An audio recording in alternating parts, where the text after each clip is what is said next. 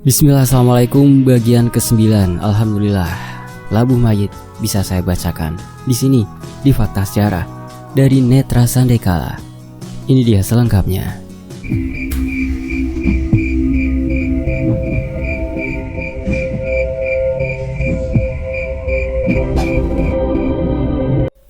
Aura kemarahan benar-benar menyelimuti Sembojo. Matanya terus menatap Nyalang, penuh dendam kesumat kepada Dewi. Tangan Sembojo terangkat. Energi berwarna kemerahan semakin terlihat memadat dan mengeluarkan cahaya seperti petir di sekelilingnya. Dewi terengah. Tatapannya memandang ke arah bola energi yang dibuat oleh Sembojo. Dia sudah menyambut kematiannya. Sedari awal, memang dia tidak akan pernah bisa melawan Sembojo. "Apa tujuanmu kembali ke tempat ini?" ucap Dewi dengan usaha ekstra. Dadanya terasa sakit.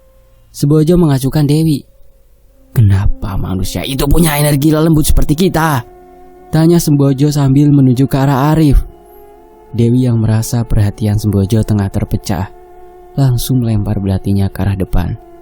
Namun sayangnya, dengan mudah Sembojo mengibaskan belati itu hanya dengan sekali sabetan. "Percuma aku bertanya," ucap Sembojo yang langsung memejamkan matanya. Tiba-tiba saja angin menderu dengan hebat. Suasana menjadi lebih mencekam daripada biasanya. Bahkan Dewi seolah terlihat bergidik. "Pantas, jadi dia yang menggantikan Kendeswari jadi penggawa pitu," ujar Sembojo. "Bukannya seharusnya kau sudah tahu siapa dia? Bukannya dirimu yang menjanjikan kepada Bima akan membantu untuk membawa pergi manusia itu dari dalam alam ini?" ucap Dewi mencemooh. Dewi sebenarnya tahu jika Sembojo tidak bisa dengan mudah masuk ke alas lali jiwa. Pagar yang sudah dibuat oleh Sangaraja hanya bisa dipunahkan oleh Sangaraja itu sendiri. Selama ini Sembojo hanya membaca hasrat yang ada dalam diri Bima, sehingga dia menggunakannya untuk memancing bocah itu agar menghancurkan pagar gaib yang selama ini selalu menghalanginya. "Aku wes kesel dibantah. Sepertinya memang sudah waktunya kamu menyusul saudara perempuanmu," kata Sembojo datar. Tidak ada sama sekali belas kasihan dalam nada suaranya. Dewi hanya tersenyum menyeringai dan menutup matanya. Di sisi lain, "Siapa yang memberi contoh untuk bertengkar?" ucap seorang wanita kepada dua bocah perempuan di depannya. "Boten enten, Mbok," ucap salah satu anak perempuan dengan kepala mendongak menatap Sembojo. Sedang anak satunya terlihat menahan isakan tangis ketakutan. "Ora usah nangis," ucap Sembojo lembut, tapi dari nadanya penuh dengan penekanan. Seketika anak perempuan itu menahan tangisnya. "Simbok paling ora seneng kalau kalian bertengkar. Sekarang pada minta maaf ya," ucap Sembojo. Tidak diminta dua kali, dua bocah perempuan itu langsung berpandangan dan saling berpelukan. "Maafkan aku ya Mbak Yu," ucap bocah yang lebih kecil. "Iya Nyimas, mbakmu juga salah," ucap yang lebih besar. Terlihat Sembojo tersenyum dengan apa yang dilihatnya. Sorot matanya yang tadi terlihat tegas tiba-tiba saja sudah menghilang dan digantikan dengan sorot mata teduh menenteramkan. "Nah, kamu Dewi, jadi kakak perempuan harus menjaga adikmu ya, Kendeswari. Jadi adik jangan nakal sama kakak perempuanmu." Kembali ke masa sekarang, Dewi membuka matanya. Sudah ratusan tahun yang lalu saat semua itu terjadi. Namun masih jelas diingatannya bagaimana dia selalu menjadi tameng untuk Kendeswari. "Ora usah ngeleng-ngeleng, apa sing seharusnya ora mbok duweni. Aku yang membesarkanmu, yang ngopeni kamu, tapi akhirnya kamu lebih memilih cempoko kuning," ucap Sembojo seolah tahu apa yang sedang Dewi pikirkan. Suara seringai yang muncul dari bibir Dewi. "Sekali lagi, apa tujuanmu kembali ke tempat ini?" tanya Dewi. Sembojo menelengkan kepalanya ke kanan dan kiri. Kemudian seutas seringai muncul di bibirnya. "Pengen ngerti kenapa aku balik neng kene?" ujar Sembojo sambil menaikkan tangan kanannya.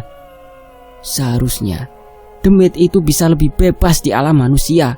Para manusia sudah terlalu sombong, merasa kalau kita harus menjadi pesuruh mereka, kata Sembojo sengit.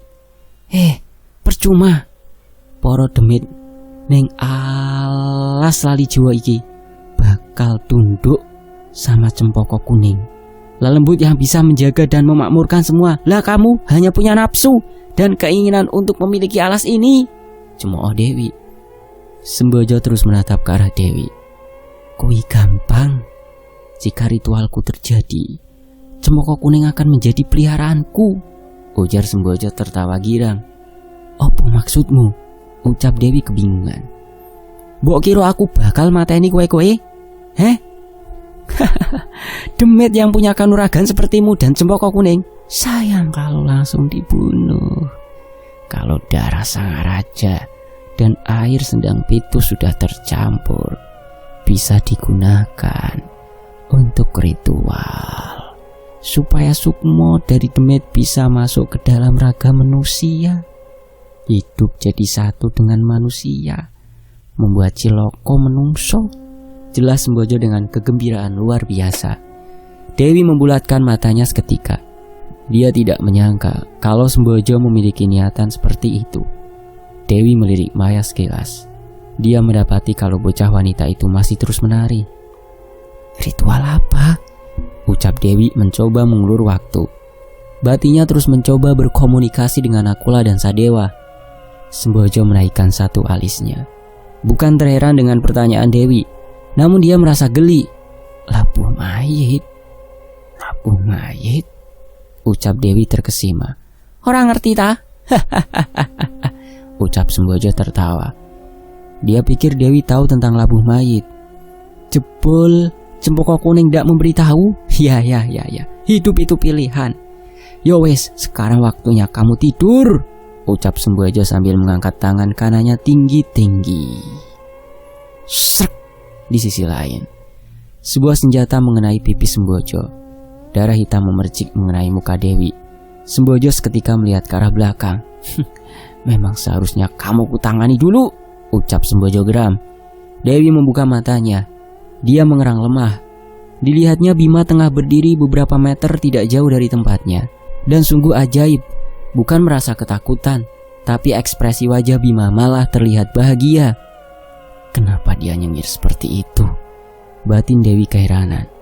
Bocah pekok, ngopo kowe rene? Geram Dewi. Kau tahu, sudah beberapa kali nenek itu menjambak rambut Maya. Aku tidak terima, ucap Bima sambil menunjuk ke arah Sembojo. Dewi terkesima. Bagaimana mungkin Bima melempar tombak miliknya hanya untuk membalas Sembojo yang sudah menjambak rambut Maya? Dewi mengedarkan pandangannya, mencari keberadaan Nakula dan Arif. Namun keduanya tidak nampak dimanapun. Pergi dari sini, bocah gendeng, ucap Dewi memohon. Bukan menuruti perintah Dewi. Justru Bima mengeluarkan energinya. Dewi sedikit tersentak. Dia tidak menyangka Bima bisa mengeluarkan energi sebesar ini. Sudah sedari lama aku menahan. Kemarin kau membuat temanku menjadi buruk rupa. Ditambah kau juga berani menjambak kepala saudariku, ucap Bima geram. Sembojo tersenyum. Lah terus kowe arep ngopo? Dikira kowe bakal iso mateni aku, ucap Sembojo geli.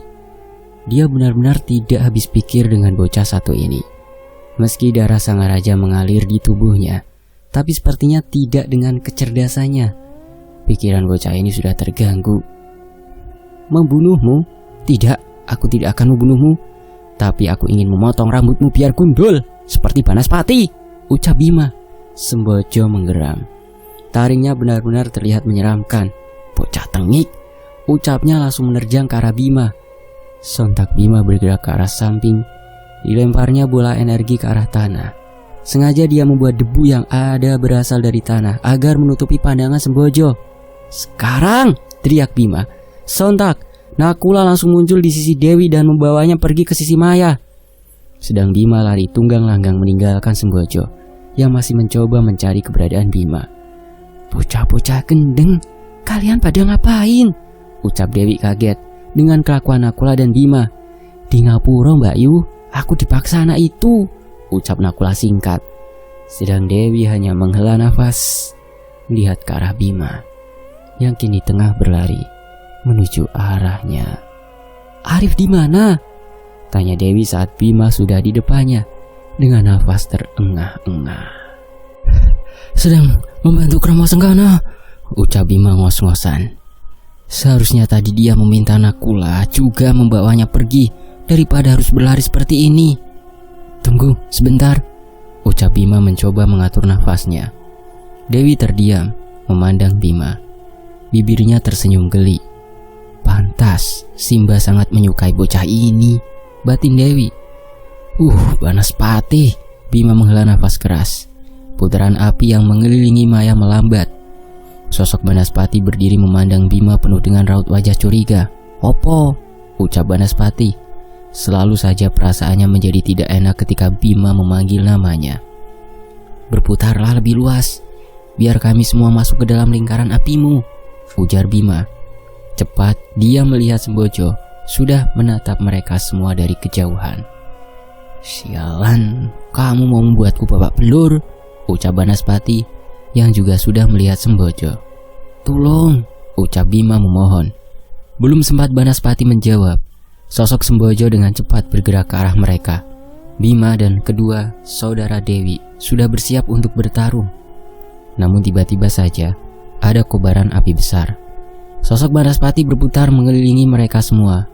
Sembojo berhenti, menatap ke arah mereka semua dengan pandangan kesumat, terutama kepada Bima yang sudah berniat membuat kepalanya menjadi botak.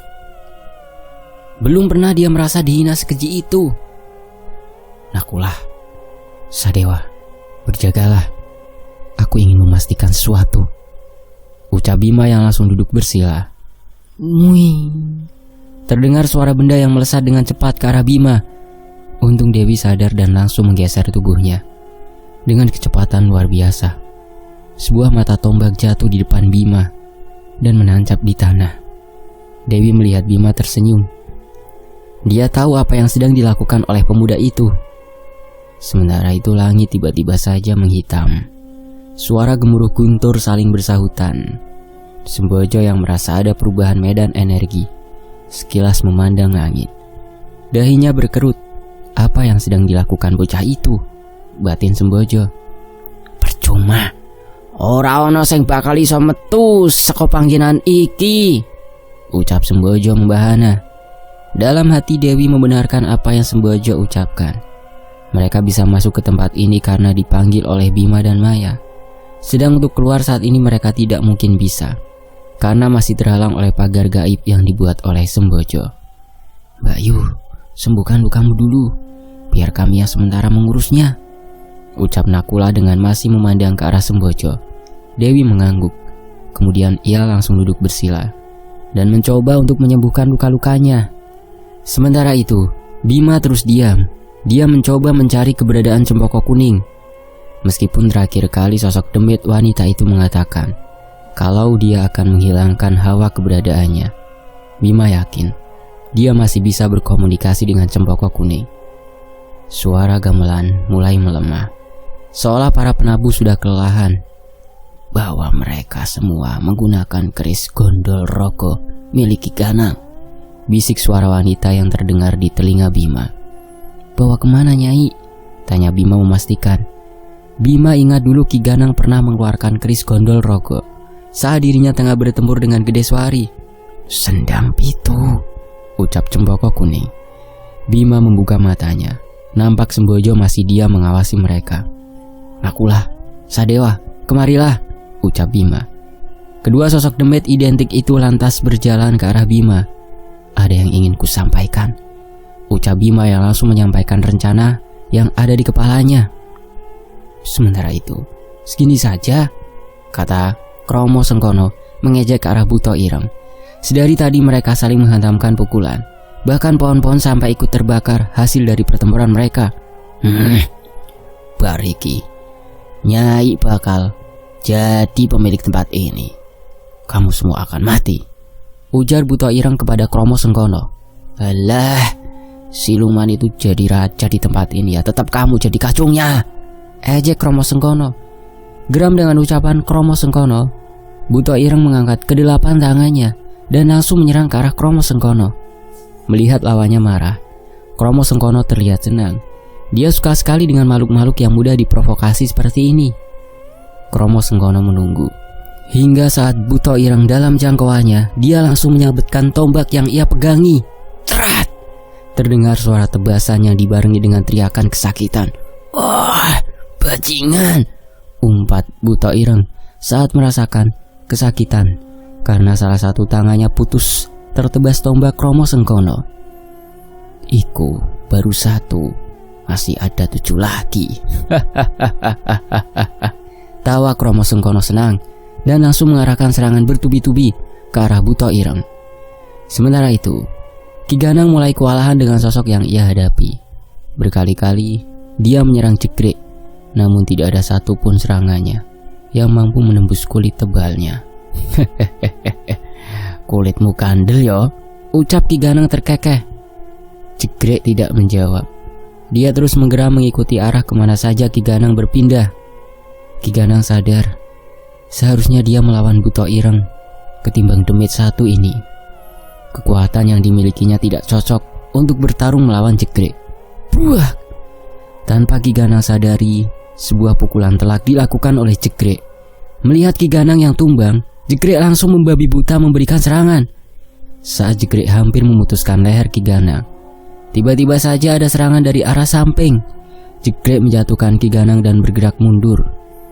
Jangan beraninya sama orang tua, ucap Arif yang sudah berada di dekat Ki Ganang. Tua? Apa maksudmu tua? Ucap Ki Ganang yang tidak terima dikatakan tua oleh manusia di depannya. Rasa kakean cangkem Ki, memang badanmu sudah ringkih. Daripada setelah ini pijitan, lebih baik kamu istirahat sejenak, kata Arif. Tidak terima dengan ucapan Arif, bukannya beristirahat, justru Ki Ganang berdiri. Setelah selesai menghabisi demit itu, dirimu yang kulumat, ucap Ki Ganang yang langsung bergerak ke arah Jegrek. Pertarungan seru terjadi di antara mereka. Pukulan demi pukulan Ki Ganang lancarkan sambil berpindah-pindah tempat. Arif yang melihat itu sedikit kagum. Memang benar kata Kromo Sengkono, gengsi mereka besar sekali, ucap Arif yang melihat pertarungan di depannya. Entah apa yang terjadi dengan Ki Ganang, dia terlihat terburu-buru melancarkan serangan. Ki, jangan memaksa, teriak Arif saat mendapati Ki Ganang melancarkan serangan membabi buta. Teriakan Arif tidak ditanggapi oleh demit itu. Hatinya begitu marah. Dia tidak suka disepelekan oleh manusia. Buar. Ki Ganang mencoba untuk menembus kulit Jegrek dengan memukulkan tongkat yang ia pegangi. Namun bagai sebuah tumbuhan yang terkena angin, Jegrek hanya sedikit bergerak. Bahkan luka pun tidak tertoreh di kulitnya. Sialan, ucap Ki Ganang. Bagaimanapun juga dia harus bisa menumbangkan demit ini. Kalau sampai dia kalah, pasti mereka akan mengejeknya habis-habisan, terutama Kromo Sengkono dan Banaspati. Hati Ki Ganang bertambah murka. Dia terus saja mencoba untuk menyerang Jegrek dengan berpindah-pindah tempat. Hingga saat Ki Ganang ingin memukul Jegrek dari arah samping, tangan Jegrek langsung mengarah ke leher Ki Ganang dan membantingnya ke tanah. Wah! Erang Ki Ganang saat tubuhnya memental ke tanah. Melihat musuhnya sudah melemah, Jegrek dengan membabi buta memukulkan kepalan tangannya berkali-kali ke arah tubuh kecil Ki Ganang. Suara yang ditimbulkan oleh Jegrek membahana, bagai suara gemuruh bencana tanah longsor. Mati, mati, mati, ujar Jegrek, terus saja memukulkan tangannya. Pak Arif yang melihat kengerian itu langsung memusatkan energi di telapak tangannya. Terus saja dia memutuskan energi itu hingga memadat. Percuma kalau aku harus melawannya menggunakan kekuatan fisik, ucap Pak Arif yang langsung melempar bola energi berwarna putih miliknya ke arah Jegrek. Iya. Jegrek terlempar menjauh dari Ki Ganang. Melihat itu Arif segera berpindah tempat mendekat ke arah Ki Ganang. Sudah jadi demit kamu, ucap Ki Ganang lemah saat melihat Arif sudah berada di sisinya. Jangan banyak bicara, fokus sembuhkan luka-lukamu, ucap Arif. Kini di hadapannya sosok Ki Ganang benar-benar terlihat mengenaskan. Kakinya sudah remuk, salah satu tangannya terlepas dari tubuhnya. Ada setitik nyeri yang muncul di hati Arif saat melihat sosok yang dulu pernah ia lawan. Dari arah kejauhan, Arif merasa ada energi yang bergerak. Sontak kepalanya langsung menengok ke arah Jegre. Benar saja, sosok siluman itu tengah berdiri sambil mengumpulkan tenaga. "Pergilah, selamatkan dirimu dan bocah ingon-ingonku," ucap Ki Ganang lemah sambil menyemburkan darah dari mulutnya. "Sembuhkan lukamu," ucap Arif yang langsung berdiri menatap ke arah Jegre. Dia berpikir untuk mengarahkan Jegre ke tempat yang jauh dari Ki Ganang. Siluman kebo, beraninya sama orang tua," ucap Arif mulai memprovokasi Jegre. Jegre menelengkan kepalanya. Mulutnya sedikit terbuka, seolah tidak mengerti apa yang Arif katakan. "Sial, sepertinya dia tidak pernah bersekolah," ucap Arif yang menyadari kalau Jegre tidak mengerti apa yang dia maksud. Karena tidak ada pilihan lain, Arif menghela nafas dalam-dalam. Dikumpulkan energi ke dalam dua tangannya. Dengan sekali kedipan mata, Arif langsung menghilang dan sudah berdiri di belakang Jegre dan langsung membuat pukulan mematikan. Jegre yang mendapat serangan kuat nyaris terpental. Namun dengan segera dia langsung menyeimbangkan tubuhnya dan membalas serangan Arif. Beruntung Arif bisa menghindar. Gila, demit seperti itu lahir dari apa? Ucap Arif saat mendapati tanah yang ada di depannya sudah remuk terkena pukulan Jegre. Terus saja Arif membuat serangan jarak jauh, mencoba menjauhkan sosok Jegre dari Ki Ganang, sampai Arif melihat Nakula muncul di sisi Ki Ganang dan membawa pergi demit laki-laki itu. Sementara itu, di sisi lain, apa yang terjadi dengan Ki Ganang? Tanya Bima saat mendapati Nakula dengan muncul membawa Ki Ganang dengan kondisi yang mengenaskan. Dilihatnya kondisi Ki Ganang benar-benar memprihatinkan. Tubuhnya benar-benar seperti remahan rempeyek yang ditumpuk berkali-kali dengan ulekan batu. "Tidak bisakah kau menyembuhkannya?" tanya Bima. "Dengan luka seperti ini, dia harus segera disembuhkan dengan air sendang pitu." "Tidak ada cara lain," ucap Nakula. Bima mengerti, lantas dia mendekatkan tubuhnya ke arah Ki Ganang. "Ki, bisa kau mendengarku?" tanya Bima lirih. Ki Ganang mengerjap, kelopak matanya terbuka perlahan. Bocah gendeng, bicara seperti aku sudah akan mati saja," kata Ki Ganang tersenggal. Bima tersenyum, setidaknya demit satu ini masih bisa memakinya. "Malah mesem-mesem, tolongin apa gimana gitu?" bentak Ki Ganang. Senyum di bibir Bima lenyap seketika. Dipandanginya sosok demit tua yang sudah sekarat itu.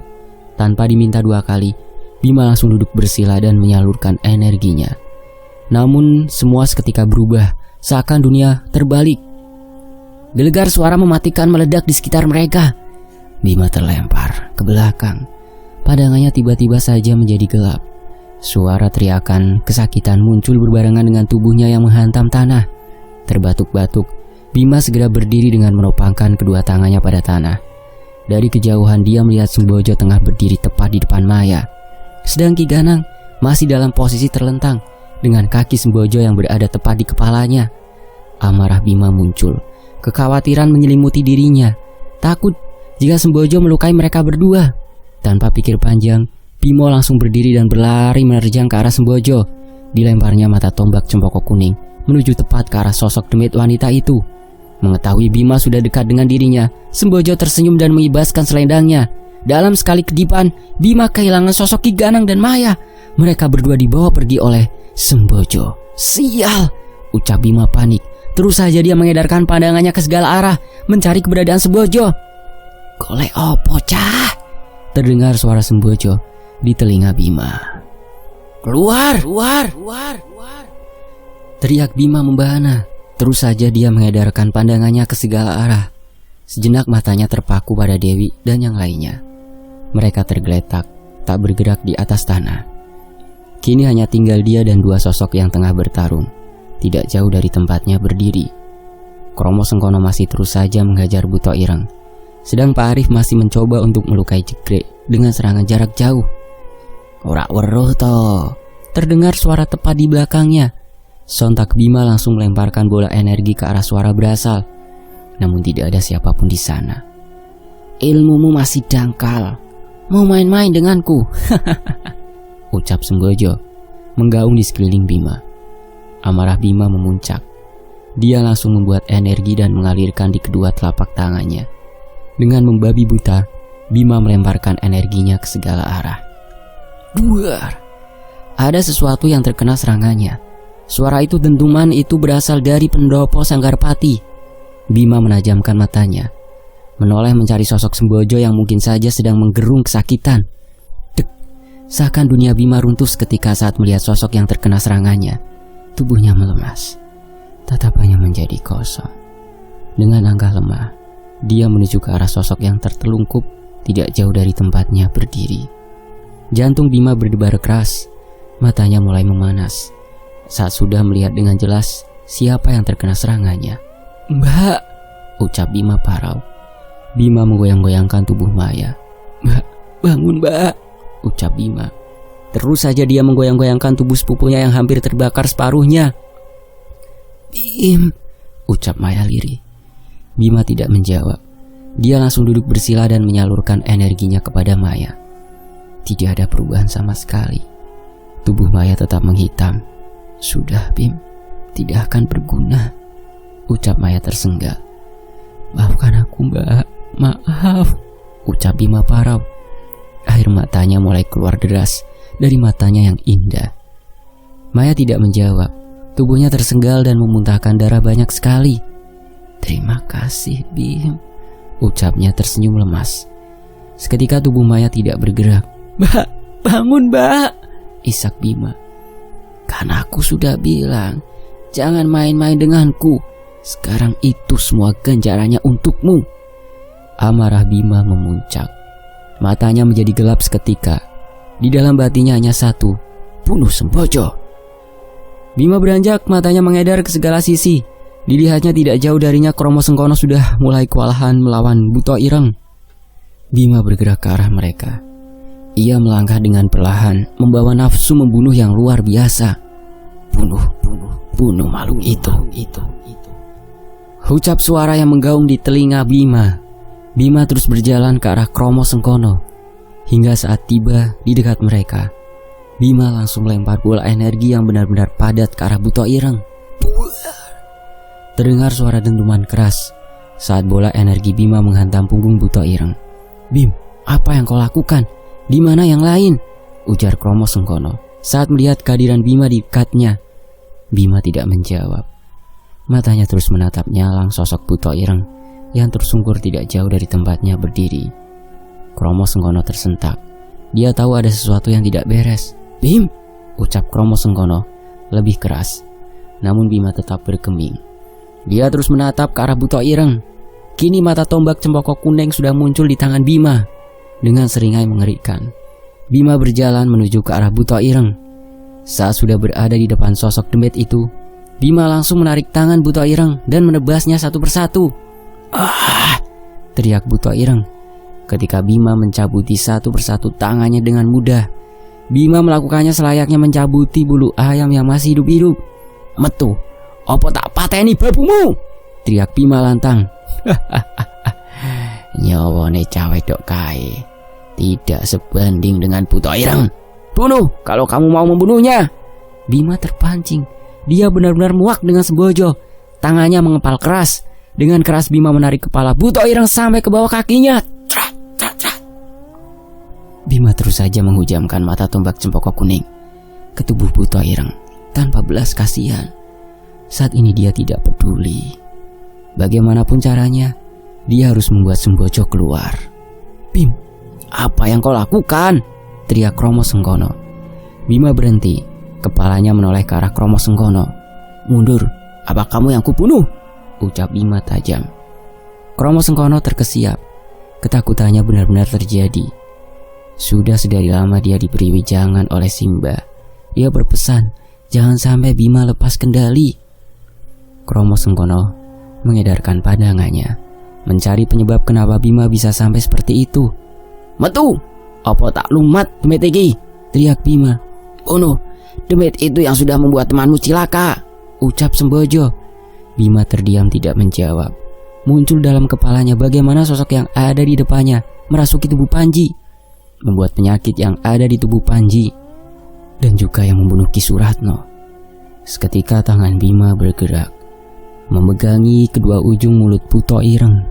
Tidak ada belas kasihan di dalam hatinya. Dengan sekali sentakan keras, Bima menarik kedua tangannya berlawanan arah. Krak! terdengar tulang yang patah dan cairan hitam yang memercik ke tubuh Bima. Kepala Buto Ireng terbelah menjadi dua. Seketika Bima melemparkan kepala itu ke arah samping kanan kirinya. Sekarang dipandanginya satu sosok yang tengah bertarung dengan Pak Arif. Senyum Bima mengembang. Langsung saja dia berlari dengan cepat ke arah Pak Arif dan Jekrik. Saat sudah berada dalam jangkauan, Bima langsung melompat dengan gerakan yang mantap. Kakinya mendarat sempurna di atas pundak Jekrik. Bersambung. Nantikan bagian terakhir hanya di Fakta Sejarah. Demikianlah. Saya pamit. Wassalamualaikum warahmatullahi wabarakatuh.